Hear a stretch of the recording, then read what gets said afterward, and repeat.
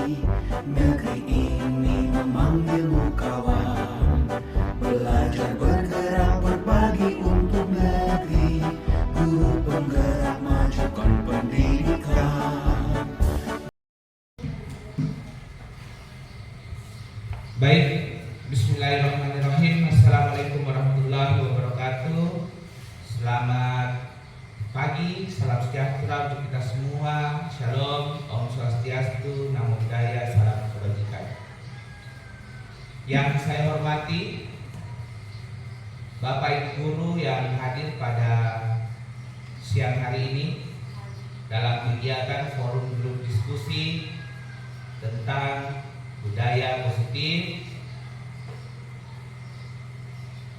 Saya calon guru penggerak Angkatan 11 Kabupaten Brebes Timur akan menyampaikan beberapa poin-poin penting terkait budaya positif yang telah kami pelajari dalam modul 1.4 tentang budaya positif. Bapak Ibu yang saya hormati, mengawali kegiatan diskusi kita pada pagi siang hari ini, boleh sejenak kita speaking dulu. Silakan berdiri. Kita speaking dulu. Kalau saya katakan pagi, tepuknya 1 kali. Kalau saya katakan siang, tepuknya 2 kali. Dan kalau saya katakan malam, sore, tepuknya 3 kali. Kalau malam, bertepuk tangan tapi tidak bunyi. Ya, yang bunyi berarti belum konsentrasi. Selamat pagi, pagi, pagi, siang, malam. Ada yang kedengaran? Ada. Oke, lebih fokus lagi. Selamat siang. Selamat siang. Selamat siang. Selamat pagi. Selamat pagi. Selamat pagi. Selamat sore. Selamat sore. Selamat malam. Iya, tepuk tangan untuk kita semua. Silakan duduk kembali Bapak Ibu.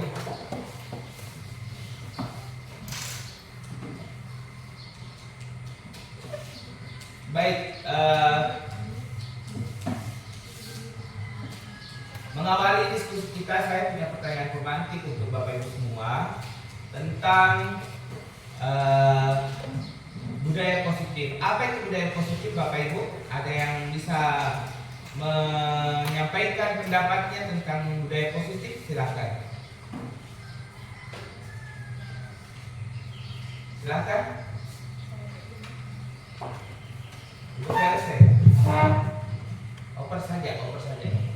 Iya.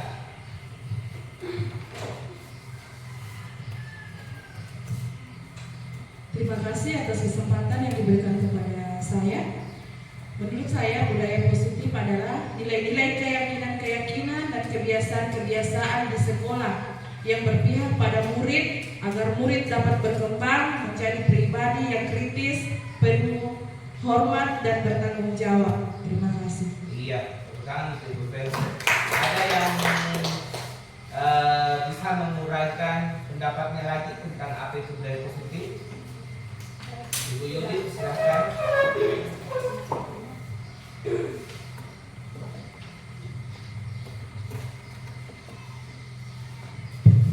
Ya, terima kasih untuk kesempatan yang diberikan kepada saya.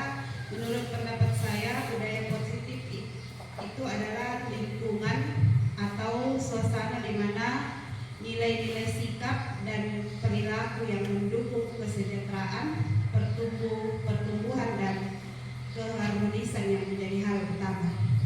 Iya, terima kasih Ibu Yudit. Tepuk tangan untuk Ibu Yudit. Betul sekali yang disampaikan oleh teman-teman bahwa budaya positif itu keyakinan-keyakinan yang bisa dihadirkan di dalam lingkungan sekolah sebagai pembentukan karakter untuk peserta didik kita. Ada yang bisa sampaikan contoh budaya positif yang sudah ada di lingkungan sekolah kita di sini di SDN 149 Sindubinangun? Apa saja contoh budaya positif yang sudah ada? Silakan. Boleh Ibu Almeria?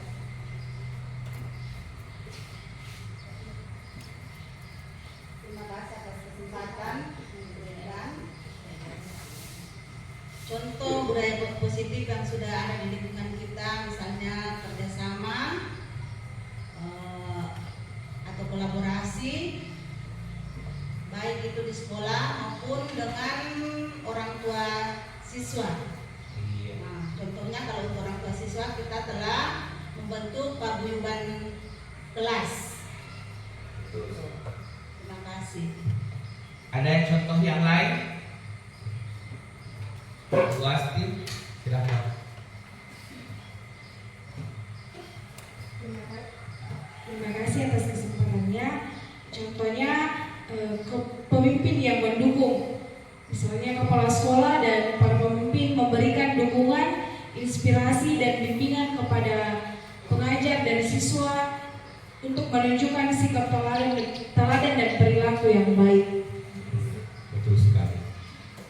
Nah, itu adalah contoh-contoh budaya positif yang telah Bapak Ibu sampaikan. Sudah betul. Nanti kita akan membahas lebih lanjut tentang bagaimana sih itu budaya positif, keyakinan kelas, kemudian restitusi yang ada pada konsep budaya positif ini. Baik Bapak Ibu, ada teori kontrol yang disebut juga choice theory dari Dr. William Glasser yang menjelaskan bahwa pendekatan psikologis yang menekankan pentingnya pilihan individu dalam menentukan perilaku mereka. Ya, menurutnya kontrol utama seseorang ada pada pemenuhan kebutuhan dasar manusia. Jadi kontrol utama setiap manusia itu ada pada kebutuhan dasar. Apa saja itu kebutuhan dasarnya? Yang pertama ada kebutuhan untuk bertahan hidup. Contohnya kebutuhan untuk makan, ya untuk memperoleh makanan, air, tempat tinggal, itu adalah kebutuhan dasar sebagai kebutuhan untuk bertahan hidup. Ada juga kebutuhan untuk mencintai dan dicintai. Ya. Contohnya hubungan sosial yang sehat dan berarti. Selanjutnya ada kebutuhan untuk menjadi bagian dari sesuatu, rasa memiliki dan menjadi bagian dari komunitas atau kelompok. Selanjutnya ada yang namanya kebutuhan untuk kekuatan, pencapaian, kompetensi, pengakuan, itu menjadi kebutuhan dasar manusia. Kebutuhan untuk bebas juga, kebutuhan untuk kebebasan memilih, ya kebebasan memilih ataukah otonomi pribadi kita. Dan yang terakhir ada kebutuhan untuk kesenangan, ya itu adalah kebutuhan dasar pada manusia. Nah, makna kontrol Bapak Ibu dalam teori kontrol itu mengacu pada kemampuan individu untuk mengendalikan perilakunya sendiri untuk memenuhi kebutuhan dasarnya. Glasser ini berpendapat bahwa semua perilaku adalah upaya untuk memuaskan salah satu atau lebih dari kebutuhan pribadinya, kebutuhan dasarnya maksudnya. Jadi kontrol di sini adalah tentang pilihan atau tanggung jawab individu dalam mengejar pemenuhan kebutuhan tersebut. Jadi bagaimana setiap individu itu mampu mengendalikan dirinya untuk memenuhi kebutuhan dasarnya ini. Ya.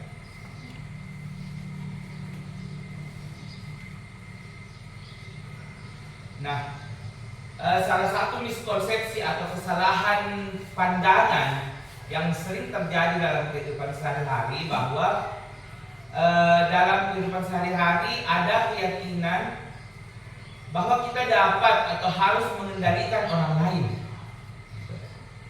Dalam praktiknya, ini sering terlihat dalam bentuk perilaku manipulatif atau otoriter, di mana seseorang berusaha memaksa atau mengatur perilaku orang lain untuk memenuhi kebutuhannya sendiri. Misalnya, seorang guru yang mencoba mengendalikan muridnya dengan hukuman keras untuk mencapai hasil akademis tertentu. Padahal seharusnya Bapak Ibu, menurut teori kontrol tadi, upaya untuk mengendalikan orang itu biasanya tidak efektif dan dapat merusak hubungan interpersonal. Ya, sebaliknya menurut Glasser, beliau menyarankan bahwa fokusnya harus pada membantu orang membuat pilihan yang lebih baik. Jadi dibantu misalnya kalau kita di pendidik, dibantu itu anak-anak didik kita untuk memilih ataukah menentukan pilihannya yang lebih baik untuk diri mereka sendiri dan mengembangkan lingkungannya untuk mendukung pemenuhan kebutuhan mereka. Jadi itu miskonsepsi yang memang sering terjadi khususnya di kalangan kita sebagai pendidik, bahwa sering kita masih memaksa peserta didik untuk mengikuti apa yang harus kita lakukan, ya.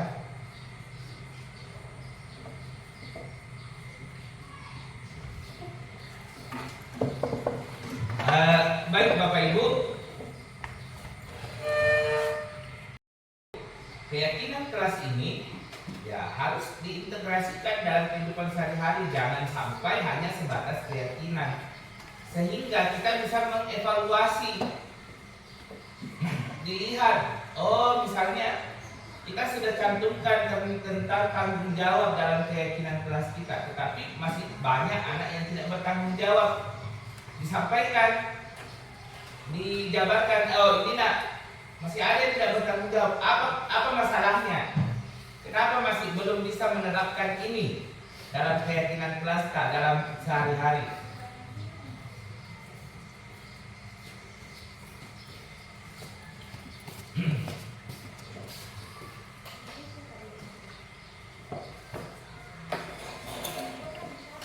Nah, Bapak Ibu,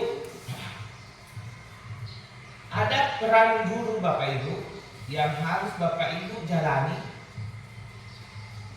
dalam melaksanakan tugas tanggung jawab Bapak Ibu sebagai guru. Yang pertama, Bapak Ibu harus menjadi fasilitator pembelajaran.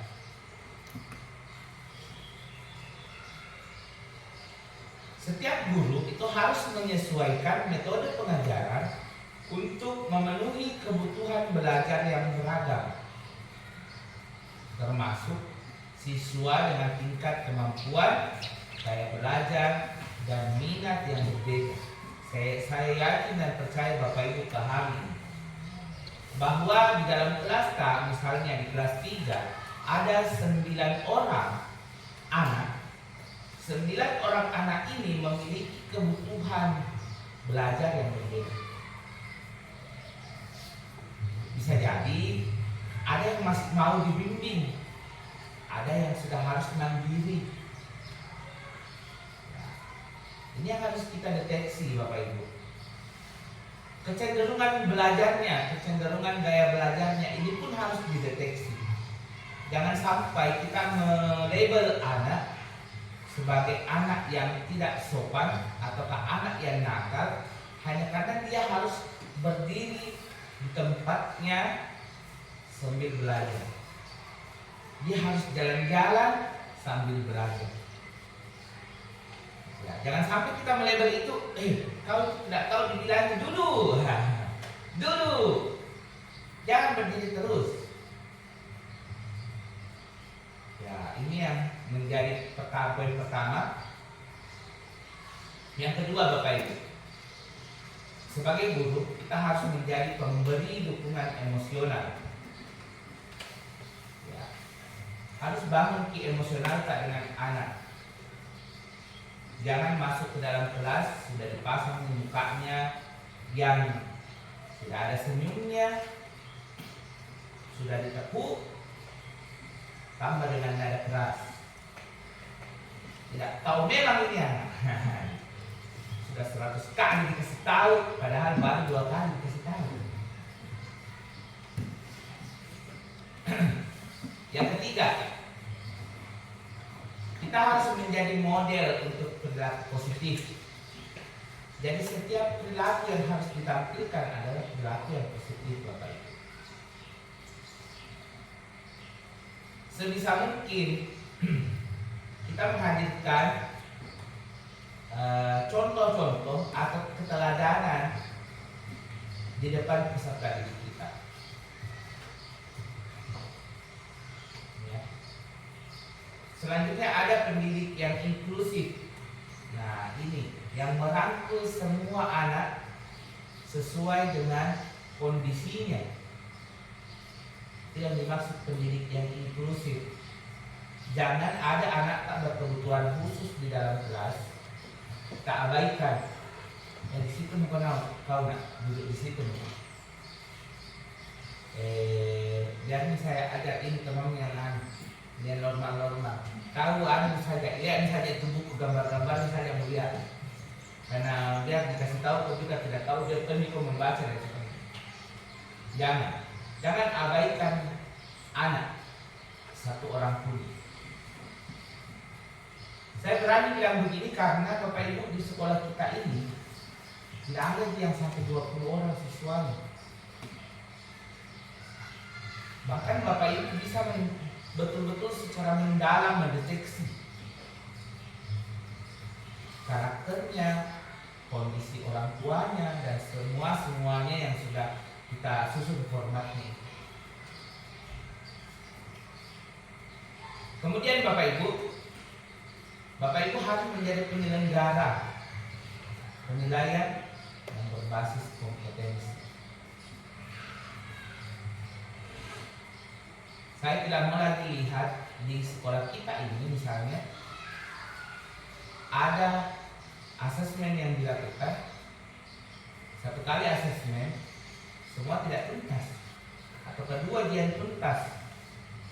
Coba pikirkan bentuk asesmen yang menarik dan menyenangkan. Ya, banyak sekali referensi yang bisa kita dapat di media sosial. Bapak Ibu yang punya media sosial, coba searching itu, cari itu, bagaimana bentuk asesmen yang menyenangkan. Dan nanti ada 2 teman kita yang sedang mengikuti KKJ, itu bisa mengimbaskan kepada kita tentang salah satu bentuk asesmen yang menyenangkan, yaitu krisis. Mungkin Bapak Ibu pernah dengar atau pernah terlintas di media sosialnya terkait krisis itu bagaimana. Kemudian yang terakhir Bapak Ibu, ada peran sekolah juga.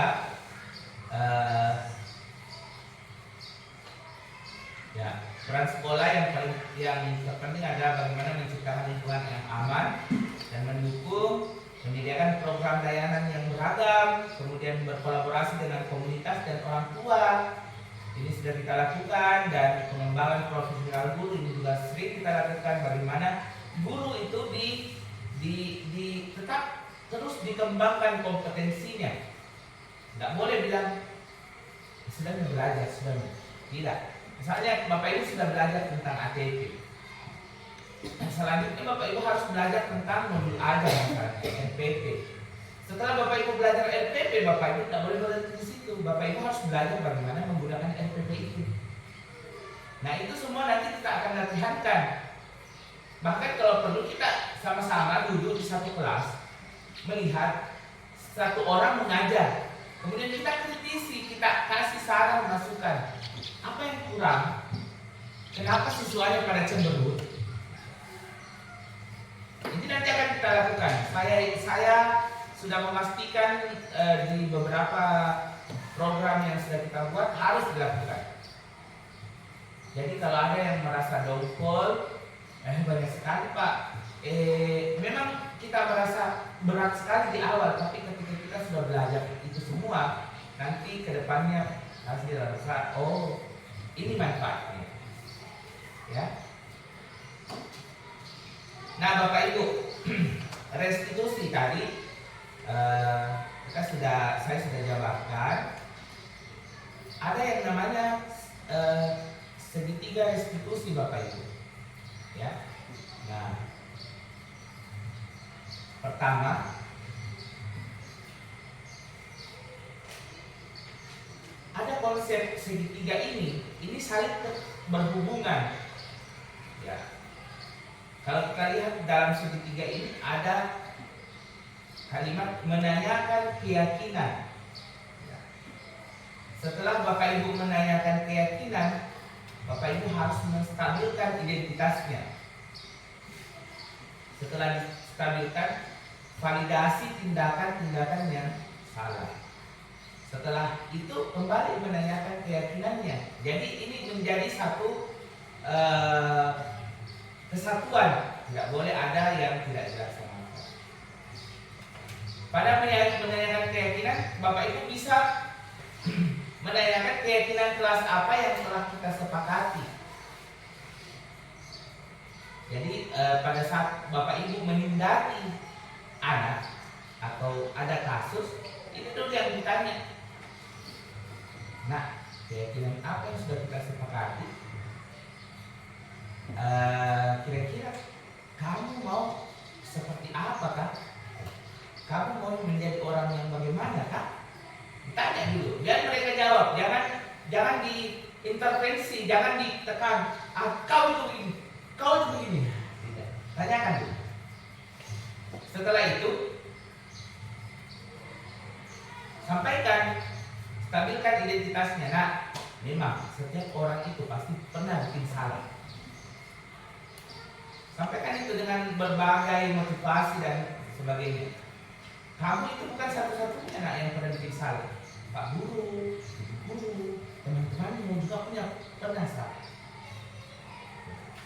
Setelah itu, kita harus lanjutkan ke validasi tindakan yang salah. Kita tanyakan, apakah alasan tak lakukan itu? Dari ini, tanya ini, kamu pasti punya alasan. Kenapa lakukan itu? Kenapa kau pergi coret-coret itu tembok? Kenapa? Tanyakan alasannya. Kemudian ketika sudah ditanya, bisa juga pertanyaan seperti ini. Adakah cara yang lebih efektif untuk mendapatkan apa yang kamu butuhkan? Apakah sebenarnya mau tak kita di sini? Mau jadi apa? Kemudian sadarkan mereka ternyata kasih stabilkan dulu mereka. Nah ini semua orang punya salah dan sebagainya. Setelah distabilkan, validasi tindakan yang salah bahwa oh ini salah yang kau lakukan. Ya. Kemudian coba dari solusi dari mereka sendiri.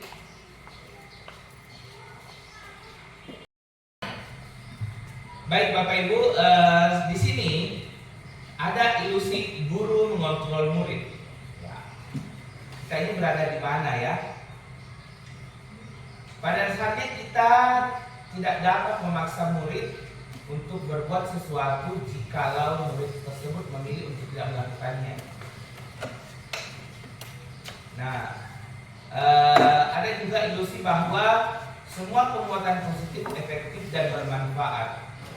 Ya, perbuatan positif atau bujukan adalah bentuk-bentuk kontrol. Segala usaha untuk mempengaruhi murid agar mengulangi sesuatu perilaku tertentu.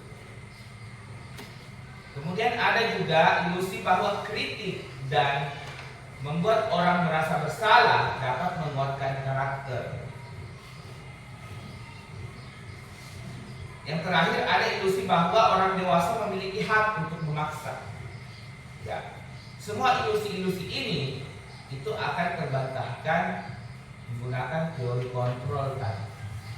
Ya. Nah, ini perbedaan paradigma terkait stimulus respon dengan teori kontrol. Ya, coba kita bandingkan. Kalau di stimulus respon itu realitas kebutuhan kita sama. Jadi antara setiap individu dianggap sama kebutuhannya. Padahal berdasarkan teori kontrol, realitas kebutuhan manusia itu berbeda. Jadi setiap individu memiliki kebutuhan-kebutuhan yang berbeda.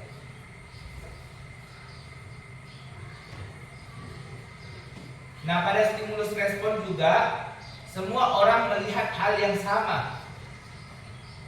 Padahal seharusnya setiap orang memiliki gambaran yang berbeda terhadap sebuah perspektif. Dan ini tidak bisa dijadikan menyeluruh bahwa oh semuanya sama. Selanjutnya kita mencoba, kalau di stimulus respon kita mencoba mengubah orang agar berpandangan sama dengan kita. Nah ini coba kita bayangkan dalam keseharian tak. Pasti kita merasa bahwa oh iya benar, bahwa kita sering mencoba mengubah orang agar berpandangan sama seperti kita. Padahal yang seharusnya kita itu harus berusaha memahami pandangan orang lain tentang dunia. Kita yang harus paham bahwa oh ada pandangan orang yang berbeda dengan kita, dan itu harus kita pahami. Selanjutnya dalam stimulus respon itu mengenal orang lain itu bisa mengontrol kita. Padahal yang harusnya hanya kita sendiri, hanya pribadi individu sendiri itu yang dapat mengontrol diri mereka sendiri. Nah, sama halnya dengan saya bisa mengontrol orang lain, saya bisa mengatur orang lain. Anda tidak bisa mengontrol orang lain kalau di teori respon, teori kontrol. Nah. Kemudian ada pemaksaan pada saat bujukan gagal. Nah ini, biasa kita mapalece toh, mapalece, ternyata tidak berhasil. Paksa dengan dikasih hukuman yang keras misalnya. Nah, padahal yang seharusnya adalah kolaborasi dan konsensus yang dapat menciptakan pilihan-pilihan baru. Nah, model berpikirnya adalah menang atau kalah. Hanya dua pilihannya, menang atau kalah pada teori stimulus respon. Kalau pada kontrol itu model berpikirnya menang dan menang. Jadi ibaratnya begini, yang sering saya sampaikan kepada kita semua bahwa saya mau di SDN 1491 Binangun ini tidak ada yang menonjol satu orang, tetapi semuanya pada menonjol. Ini yang bisa diterapkan sesuai dengan teori kontrol ini. Jadi pengendalian dirinya ada pada diri tak masing-masing, Bapak Ibu, ya.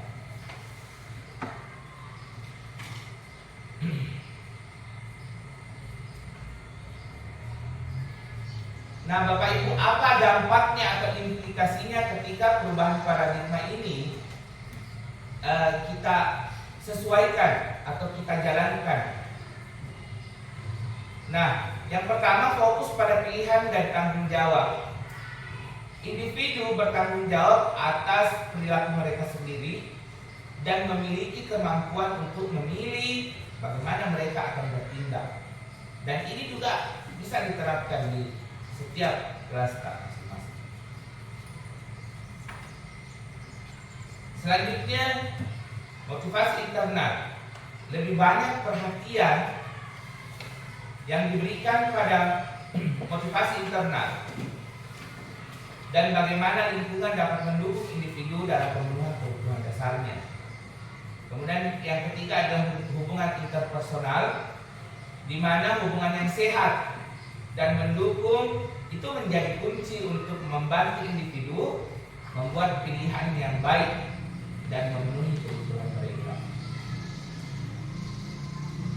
Dengan mengadopsi teori ini Bapak Ibu, pendekatan pendidikan, manajemen, dan terapi menjadi lebih kolaboratif dan berfokus pada membangun lingkungan yang mendukung daripada sekedar memanipulasi perilaku melalui hadiah dan hukuman. Ya.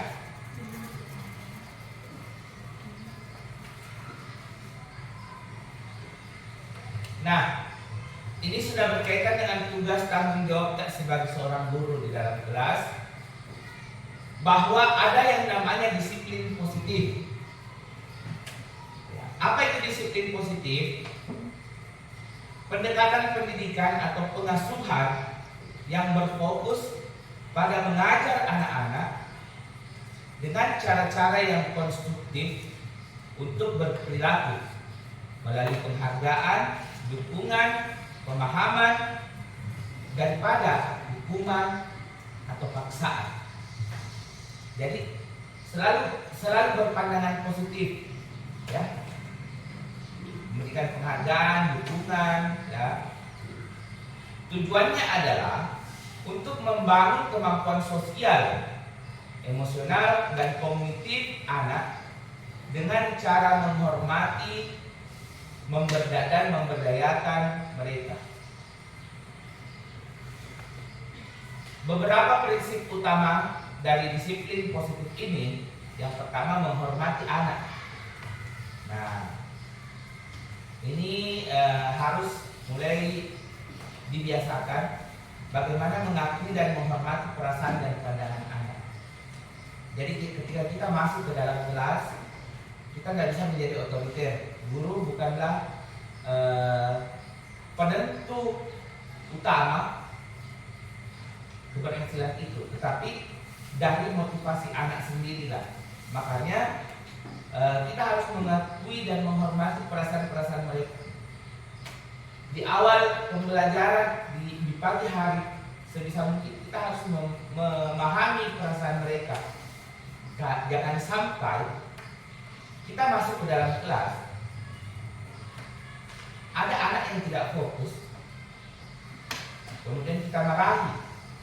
Padahal bisa jadi sebelum mereka berangkat dari sekolah, di rumah mereka sudah dimarahi sama orang tuanya. Ketika kita tidak memahami perasaannya si anak, takutnya mereka akan stres, depresi, karena di sekolah dia dimarahi. Di rumah dia dimarahi, di sekolah ditambah lagi, tambah tertekan mereka.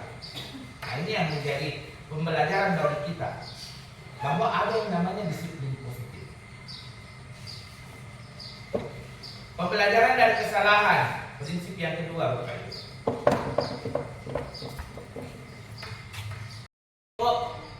Itu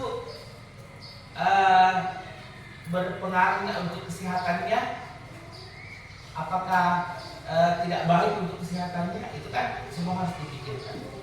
Nah Bapak Ibu, hukuman ini dibagi menjadi dua, yaitu hukuman positif dan hukuman negatif. Hukuman positif itu memberikan stimulus yang tidak menyenangkan setelah perilaku yang tidak diinginkan terjadi. Contoh, memberikan pekerjaan rumah, tambahan kepada siswa yang tidak mematuhi aturan kelas. Kelihatannya bagus, ya, tapi ini bentuk hukuman. Kemudian ada yang negatif, menghilangkan stimulus yang menyenangkan setelah perilaku yang tidak diinginkan terjadi. Contoh, mencabut hak siswa untuk mengikuti kegiatan ekstrakurikuler karena melanggar aturan, ataukah keluar dari kelas misalnya, ya. Nah, ada kelemahan hukuman. Hukuman ini Yang pertama dapat menyebabkan ketakutan, kebencian, dan perlawanan. Ya, secara otomatis mereka akan tertekan belajar nanti karena takut dihukum. Kemudian tidak mengerjakan perilaku yang diinginkan, hanya mengurangi perilaku yang diinginkan. Maaf, hanya mengurangi perilaku yang tidak diinginkan. Yang selanjutnya bisa merusak hubungan antara pemberi hukuman dengan penerima hukuman.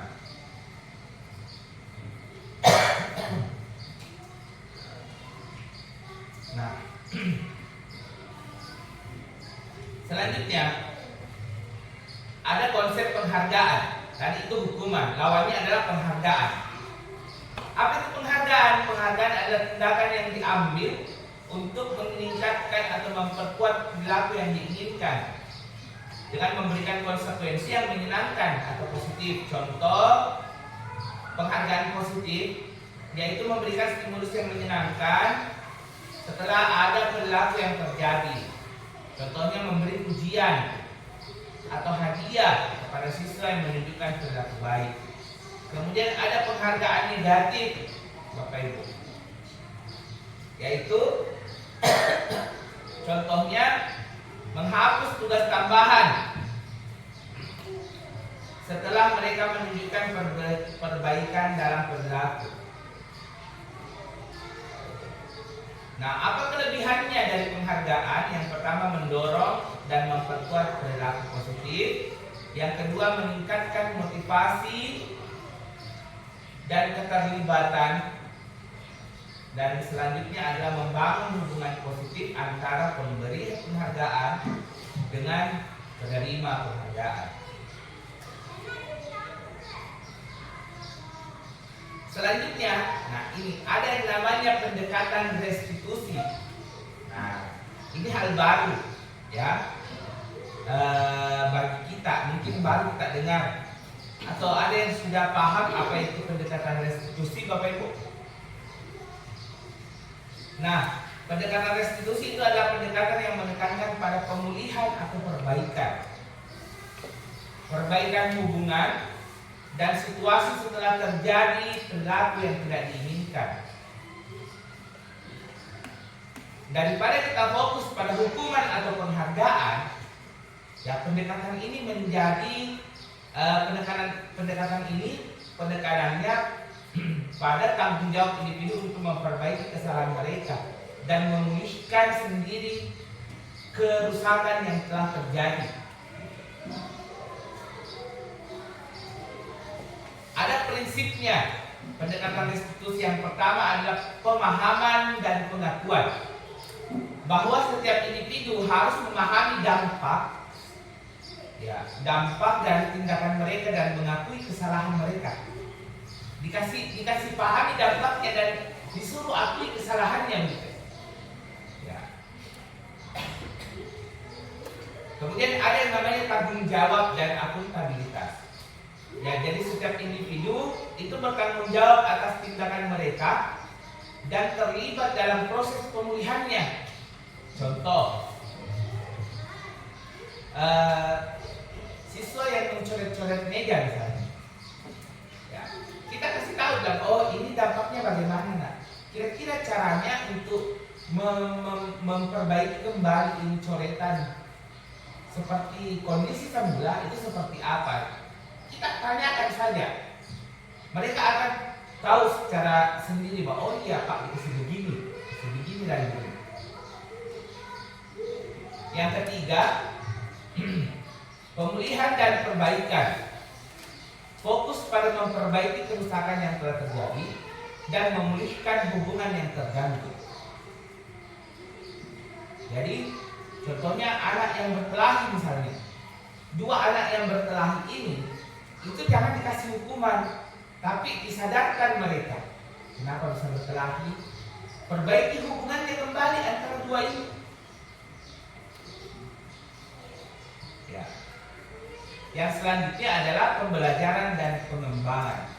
Individu didorong untuk belajar dari kesalahannya dan mengembangkan keterampilan yang diperlukan untuk menghindari perilaku yang tidak diinginkan di masa depan.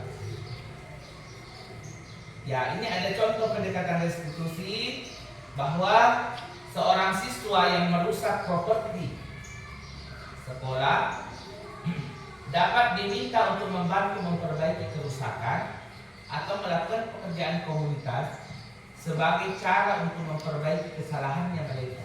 Nah, ini yang terjadi misalnya di kelas dulu. Setelah kita cari tahu siapa, nah, sampaikan dampaknya. Coba lihat tembok, kalau tembok kotor misalnya bagaimana, bagus tidak?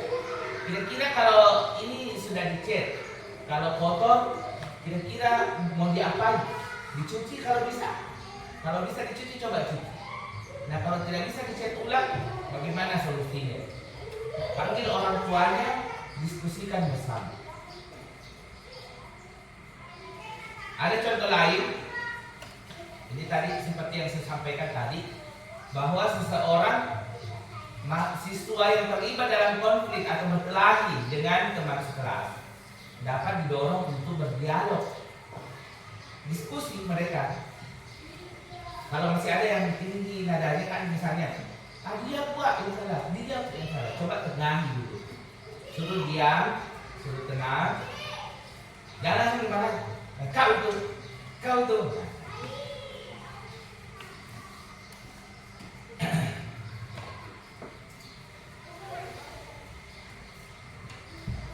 Oke, selanjutnya Bapak Ibu, penerapan di lingkungan sekolah terkait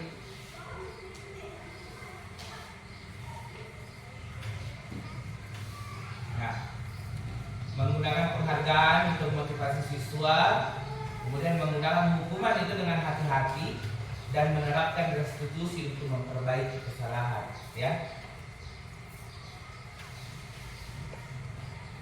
Nah, ini salah satu materi penting untuk Bapak Ibu guru semua terkait keyakinan atau nilai-nilai kelas, atau keyakinan sekolah atau keyakinan kelas. Nah, ini bisa dirumuskan untuk memperbaiki ataukah membentuk karakter-karakter anak. Yang pertama, fondasi yang kuat untuk budaya sekolah, bahwa nilai-nilai keyakinan, nilai-nilai dan keyakinan kelas atau keyakinan sekolah itu bisa menjadi dasar dari budaya sekolah yang positif dan inklusif. Mereka membantu menciptakan lingkungan di mana siswa, guru, dan staf itu merasa dihargai, aman, dan didukung. Ya. Budaya sekolah yang kuat dan positif itu akan meningkatkan keterlibatan dan motivasi dan mengurangi konflik. Ya, inilah yang menjadi cita-cita kita, bagaimana bisa sekolah itu bisa lebih menunjukkan motivasi dan keterlibatan anak-anak serta mengurangi konflik yang terjadi.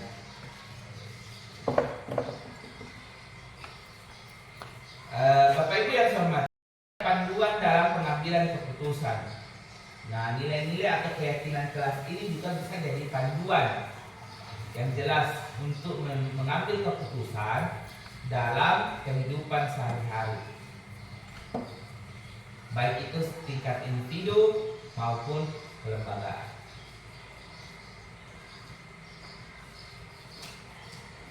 Dengan memiliki pedoman yang jelas, yang pertama ada konsistensi dan kejelasan, kemudian ada etika dan integritas. Yang ketiga ada pemecahan konflik dan permasalahan.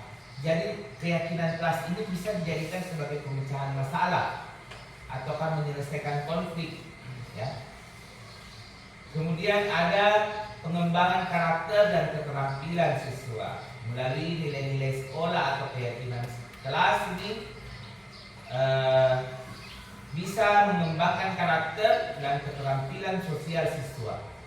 Misalnya tentang karakter kejujurannya, tanggung jawabnya, empati, dan kerjasamanya. Kemudian meningkatkan rasa kepemilikan dan identitas. Jadi rasa memiliki sekolah ada. Ketika dia sudah memiliki itu, dia bisa mengurangi konflik ataukah gangguan-gangguan yang ada di sekolah, karena mereka merasa memiliki sekolah. Ini yang perlu disadarkan kepada anak. Nah, bagaimana implementasinya di lingkungan sekolah? Yang pertama, melibatkan semua pihak, bahwa dalam menyusun nilai-nilai sekolah atau nilai-nilai kelas itu kita sebisa mungkin melibatkan semua pihak yang terkait. Kemudian mensosialisasikannya, kemudian mengintegrasikannya ke dalam pembelajaran, dan yang terpenting Bapak Ibu harus menjadi teladan, dan yang terakhir adalah evaluasi dan penyesuaian terhadap kondisi sekolah.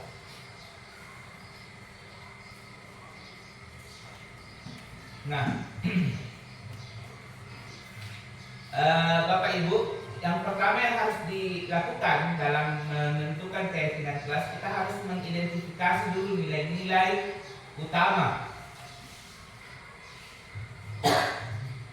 Jadi kita misalnya adakan diskusi dengan siswa untuk tahu nilai-nilai apa yang mau dikembangkan di dalam kelas. Contohnya kerjasama, ya, kejujuran, kemudian tanggung jawab.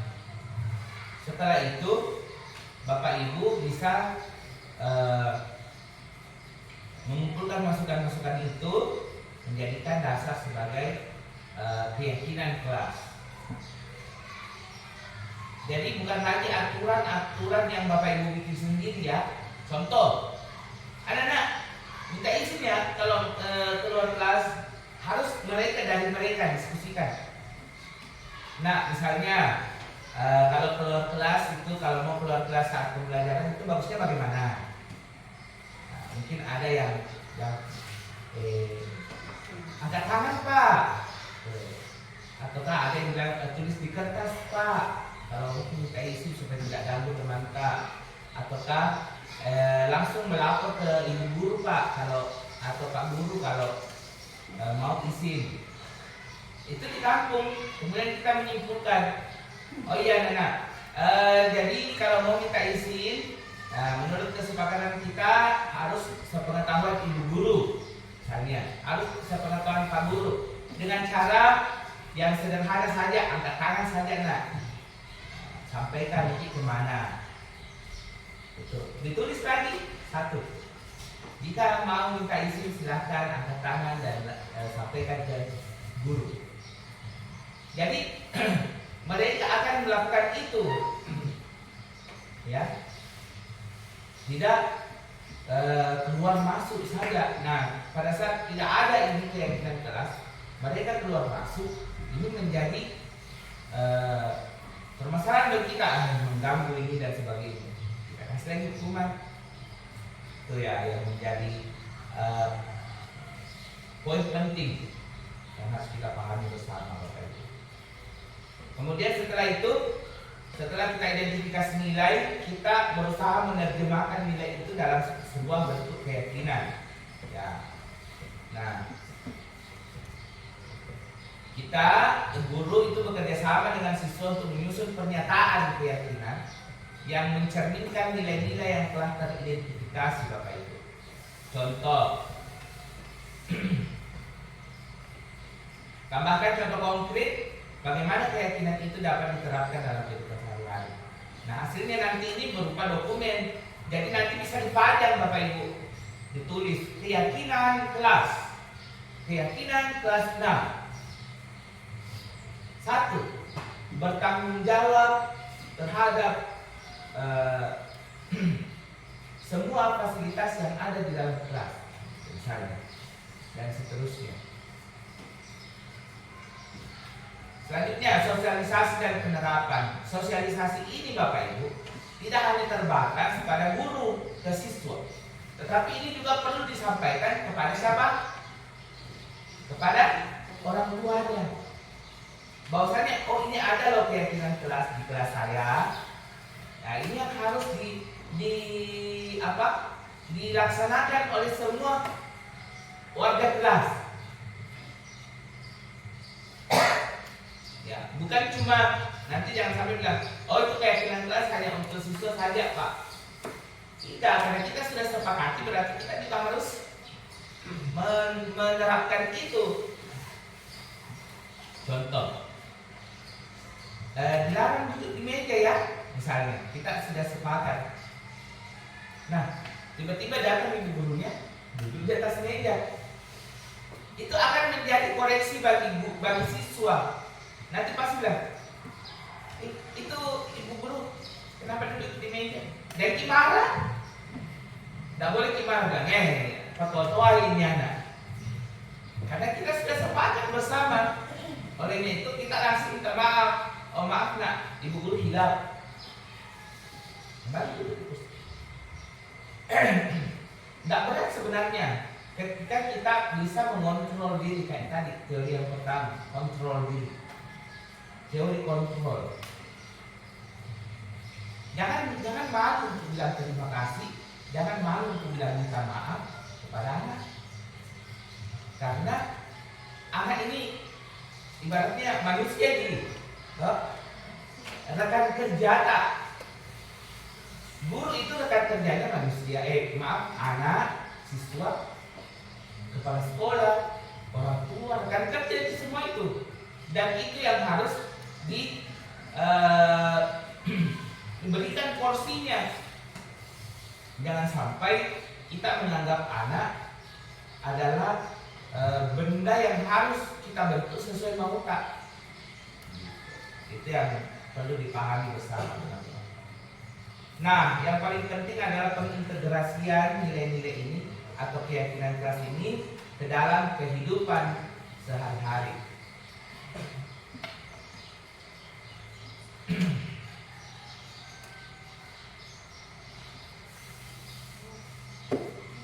Nah, kemudian ada evaluasi dan penyesuaian. Jadi setiap diharapkan supaya bisa dievaluasi. Jika mungkin ada yang kurang tepat atau ada yang tidak berjalan, itu dievaluasi. Ini nak sampai 1 bulan 2 bulan, kenapa ini masih belum berkembang, belum dilaksanakan ini keyakinan kelas? Apa masalahnya? Ya.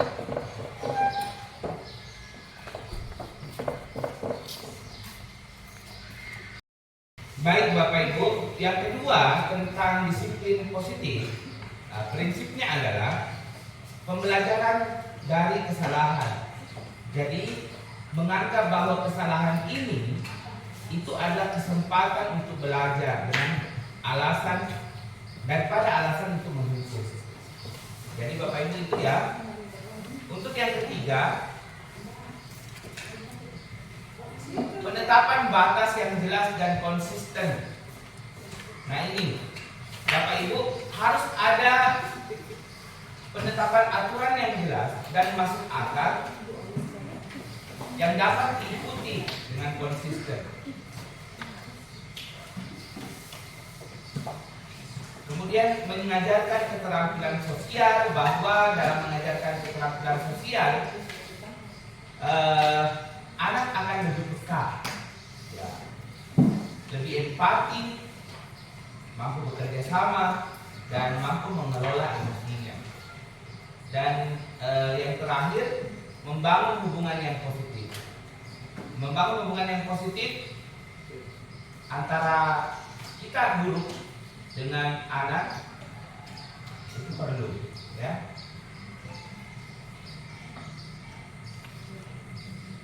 Nah, di lingkungan sekolah Bapak Ibu, ada beberapa penerapan disiplin ilmu yang dapat kita lihat melalui berbagai cara. Yang pertama itu kelas yang kolaboratif. Ini sudah kita mulai terapkan bahwa guru itu melibatkan siswa dalam menetapkan aturan kelas ataukah kesepakatan kelas dan konsekuensi yang harus diterima ketika kesepakatan itu dilanggar. Siswa akan merasa lebih bertanggung jawab terhadap lingkungan mereka ketika kita melibatkan mereka dalam merumuskan kesepakatan kelas. Kemudian Bapak Ibu, ada yang namanya pendekatan restoratif. Ya.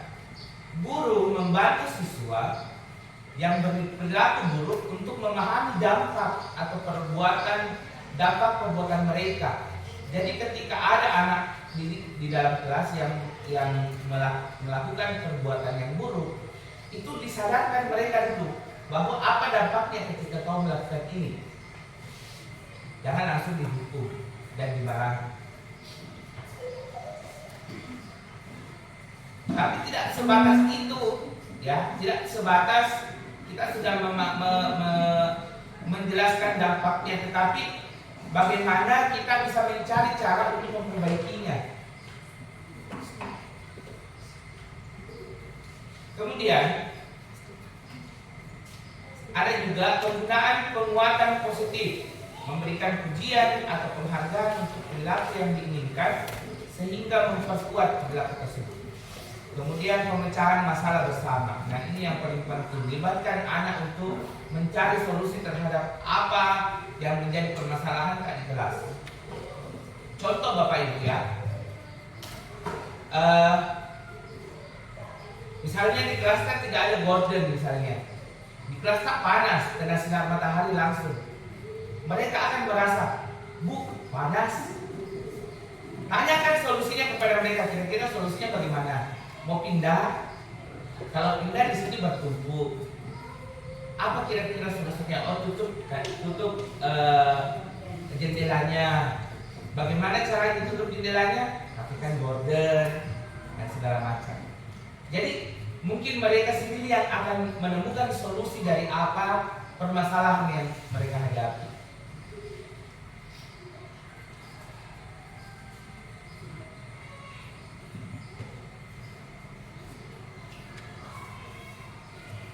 Nah, apa kaitannya Bapak Ibu antara teori kontrol di awal tadi dengan disiplin positif? Nah, keduanya ini itu menekankan pada pentingnya pilihan individu dan tanggung jawab untuk mengendalikan perilaku sendiri. Dan kedua teori ini juga mengakui bahwa perilaku yang baik itu berasal dari pemenuhan kebutuhan dasar manusia.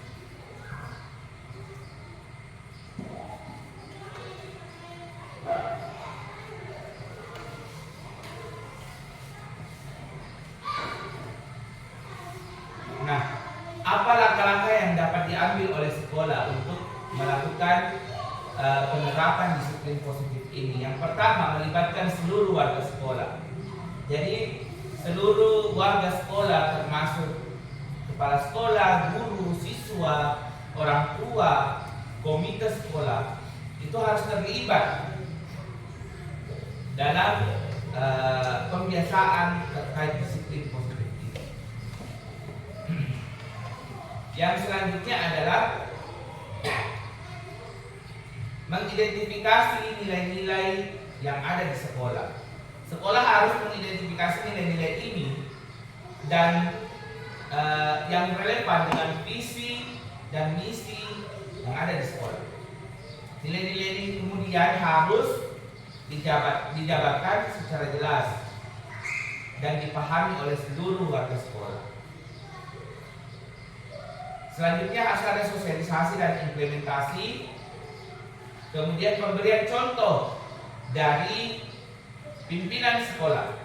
Jadi para pemimpin sekolah termasuk kepala sekolah dan guru itu harus menjadi teladan dalam menerapkan nilai-nilai kebijakan yang sudah disusun tadi. Ya, mereka harus menunjukkan bagaimana nilai-nilai ini dapat diterapkan dalam setiap aspek kehidupan sekolah. Yang terakhir harus ada evaluasi dan revisi. Nah, semenjak berjalannya ini nanti penerapan nilai-nilai positif ini, itu harus ada kajian bahwa ini perlu diperbaiki, ini perlu ditingkatkan. Dan ini yang sudah bagus, perlu dipertahankan. Jadi harus ada revisi dan harus ada refleksi terkait apa yang telah kita laksanakan. Seperti itu Bapak Ibu.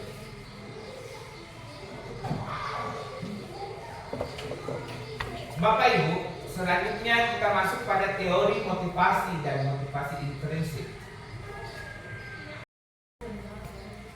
Sekali lagi Bapak Ibu, ada yang mau bertanya, saya persilakan.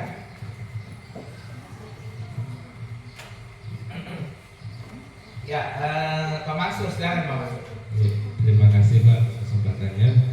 Saya dari tadi cuma agak bingung Pak, mengenai keyakinan atau keyakinan kelas atau nilai-nilai kelas dan nilai sekolah. Saya masih bertanya-tanya terus dari tadi di rumah, kenapa namanya keyakinan kelas? Kenapa bukan tertib misalnya, atau kesepakatan kelas atau yang lainnya mungkin. Sementara itu Pak, mohon diluruskan tidak. Terima kasih. Ya, terima kasih atas pertanyaan yang bagus sekali dari Pak Mansur, bahwa kenapa namanya keyakinan kelas? Kenapa bukan tata tertib yang selalu kita kenal dulu itu, atau keaturan kelas? Kenapa bukan nama-nama lain? Kenapa harus keyakinan kelas? Nah, Bapak Ibu, bahwa turunan dasar dari keyakinan kelas ini kan terbentuk dari nilai-nilai kelas yang kita sepakati, yang kita rembuk di dalam kelas. Contohnya, Bapak Ibu sudah berdiskusi dengan siswa. Oh, ternyata nilai-nilai kelas yang mau kita terapkan di kelas adalah nilai kejujuran, nilai ini dan nilai ini. Setelah nilai itu diramu, dibentuklah namanya keyakinan kelas dalam bentuk sebuah aktivitas yang bisa diyakini bersama itu dapat terlaksana. Makanya dinamakan sebagai sebuah keyakinan, ya, sebuah dasar tak dalam melakukan semua aktivitas yang ada di dalam kelas. Makanya dinamakanlah sebuah keyakinan kelas. Ya. Dan keyakinan ini Bapak Ibu sebisa mungkin Bapak Ibu bisa ramu dan sepakati tanpa ada intervensi dari guru sebagai pemimpin yang ada di kelas itu. Sebagai pemimpin pembelajaran, jangan intervensi dalam arti harus ini ya, tapi coba ajak dulu anak-anak berdiskusi. Nah, misalnya kalau kita mau menerapkan kerjasama, contoh bentuk kerjasama yang bisa ditunjukkan di dalam kelas apa? Oh, contohnya Pak, sama-sama membersihkan. Nah, yang paling bagus Bapak Ibu, karena di sini disinggung keyakinan kelas tadi, saya pernah menerapkan sebuah inovasi di sekolah lama saya. Itu setiap hari Bapak Ibu saya tidak mengenal yang namanya piket kelas, piket membersihkan, tidak. Jadi tidak ada itu tertempel hari Senin jadwal membersihkan, hari Senin si A B C D, Selasa si A B C D, Rabu ini, Kamis ini, Jumat ini, tidak ada. Tapi saya bentuk dalam sebuah model, saya istilahkan kemarin one person one job, satu orang satu pekerjaan. Jadi dia akan bertanggung jawab di satu pekerjaan itu. Contoh, misalnya kelas di kelas ada 9 orang, satu orang bertanggung jawab untuk lap cermin, satu orang bertanggung jawab untuk menyapu lantai, satu orang bertanggung jawab untuk menyiram bunga, satu orang bertanggung jawab untuk merapikan kursi.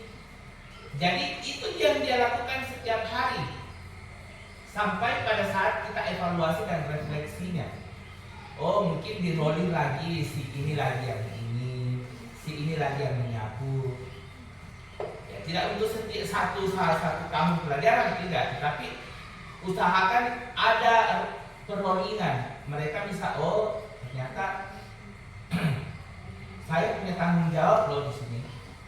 Tapi tanggung jawab itu harus kita kontrol dengan baik. Ya. Coba kalau Bapak Ibu menganggap ini sebuah inovasi yang bagus, coba Bapak Ibu bisa terapkan di kelas masing-masing. Karena saya menerapkan ini selama 3 tahun, mulai dari 2017 sampai 2019 sebelum saya berangkat sekolah.